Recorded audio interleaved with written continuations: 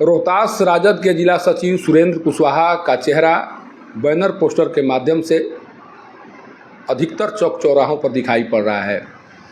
माई बहन योजना जो राजद का मुख्य एजेंडा है, उसका भी प्रचार प्रसार करते हुए इनके माध्यम से दिखाई पड़ रहा है। तमाम तरह की बातें इस योजना को लेकर कही जा रही हैं। जिस तरह से इनके द्वारा माई बहन योजना का प्रचार कराया जा रहा है, उसके बाद से लोगों के द्वारा पूछा जा रहा है कि क्या सुरेंद्र कुशवाहा जी चुनाव लड़ेंगे, क्या राजद के द्वारा उन्हें टिकट देने का आश्वासन दिया गया है, क्या कुछ चल रहा है इनके मन में, इन्हीं से समझने का प्रयास करेंगे। क्योंकि अभी हमारे साथ सुरेंद्र कुशवाहा जी हैं, राजद के वरीय नेता के तौर पर जाने जाते हैं, बड़ा चेहरा है रोहतास में इनका।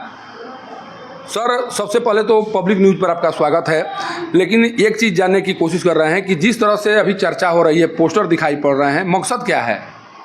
पहले तो आपके चैनल को और दर्शक को मैं नमस्कार करता हूं, और मेरा मकसद यही है कि जो हम लोग कार्य कर रहे हैं, पहले तो हम लोग एक इंसान हैं और इंसान के नाते आम जनता भी हैं। और जब हम लोग रोड पर निकलते हैं, गली मोहल्ले में निकलते हैं, तो जो दुर्दशा देखते हैं और जनता को परेशानी देखते हैं, उससे हम लोग को बहुत दर्द हो रहा है कि समाज में वैसे लोगों को चुनाव के माध्यम से आना चाहिए ताकि हमारे गांव का, शहर का, वार्ड का विकास हो और जनता को सहूलियत प्रदान हो। तो चुनाव लड़ेंगे आप? इसके लिए तो चुनाव लड़ना होगा ना। चुनाव हम लोग, अगर पार्टी हमको टिकट देती है तो निश्चित हम चुनाव लड़ेंगे और जीत करके सदन में भी हम पहुंचेंगे।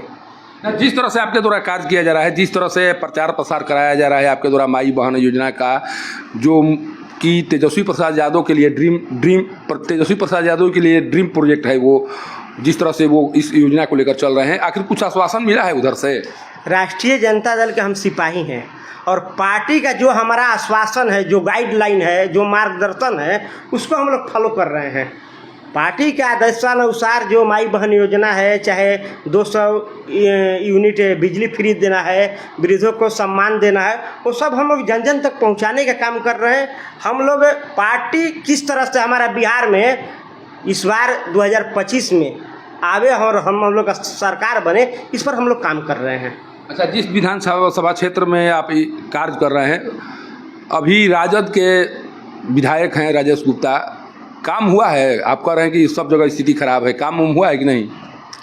देखिए, अगर इस बात में थोड़ा सा, अब पार्टी के नाते हमें थोड़ा सा बोलने में संकोच हो रहा है और हम लोग निष्पक्ष हम बात बोलना जानते हैं। विकास के नाम पर यहाँ पर कुछ नहीं हुआ। माननीय विधायक हमारे जो हैं, उनकी कोई पहचान ही नहीं है हमारे क्षेत्र में, न जनता से मिलना, ना ही कोई कार्य देखना, ना ही किसी गली मोहल्ले में घूमना। विकास नाम का कोई चीज़ नहीं है। जबकि हमको पार्टी से हैं, पार्टी की शिकायत नहीं करना चाहिए, लेकिन उससे पहले हम एक इंसान हैं और इंसानियत के नाते मेरा कर्तव्य बनता है कि सही को सही बोलना और झूठ को झूठ बोलना।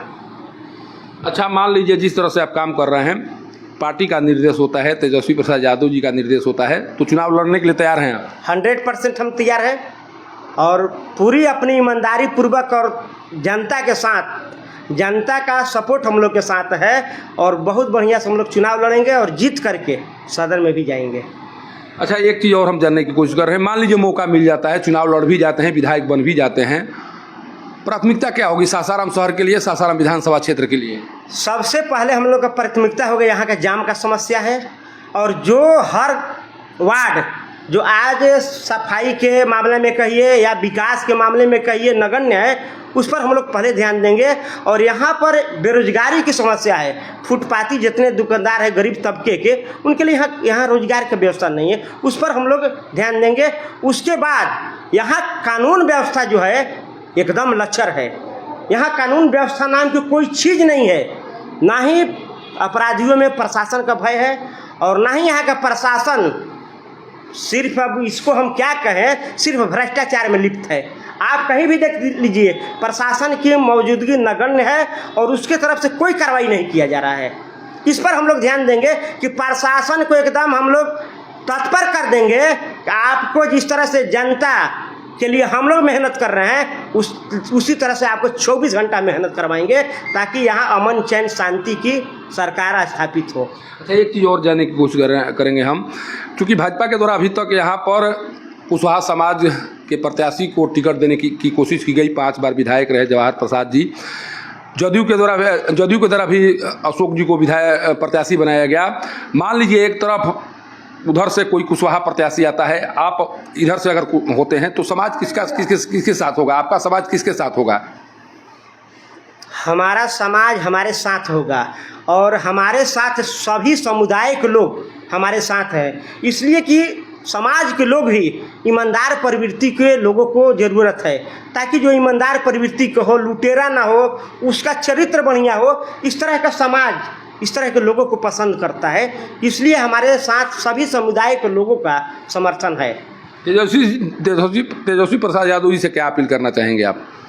तेजस्वी जी से हम यही अपील करना चाहेंगे कि जितने भी ईमानदार प्रवृत्ति के नेता होंगे और जुझारू, उन्हीं को टिकट दिया जाए ताकि वो जीत करके सदन में पहुँचे तो अपने बिहार के बारे में सोचे, अपना जनता के बारे में सोचे, अपना जहाँ से संसदीय क्षेत्र से जीते हैं वहाँ के विकास के बारे में सोचे और वहाँ विकास कर ईमानदारी पूर्वक, इन्हीं के लूट खसोट के बारे में सोचें। देखिए, राजद के जिला सचिव सुरेंद्र कुशवाहा जी के द्वारा साफ तौर पर कह दिया गया है कि अगर तेजस्वी प्रसाद यादव जी के द्वारा मुझे मौका दिया जाता है तो मैं निश्चित तौर पर चुनाव लड़ूंगा। और इनके द्वारा साफ तौर पर यह भी कहा जा रहा है कि समाज के लोग हमारे साथ हैं, हमारे साथ सभी समाज के लोग हैं, और अगर उस तरह से उधर से कोई इशारा मिलता है तो चुनाव लड़ने की तैयारी मेरे ओर से पूरी तरह से है। हालांकि इनके द्वारा जिस तरह से प्रचार प्रसार कराया जा रहा है, माई बहन योजना से लेकर तमाम योजनाओं के बारे में, उसके बाद से लोगों के बीच जिस तरह से चर्चा है, उस चर्चा के बीच अब सभी दारोमदार राष्ट्रीय नेतृत्व पर बचा हुआ है कि क्या उनके द्वारा इस तरह का निर्णय लिया जाता है, क्या सुरेंद्र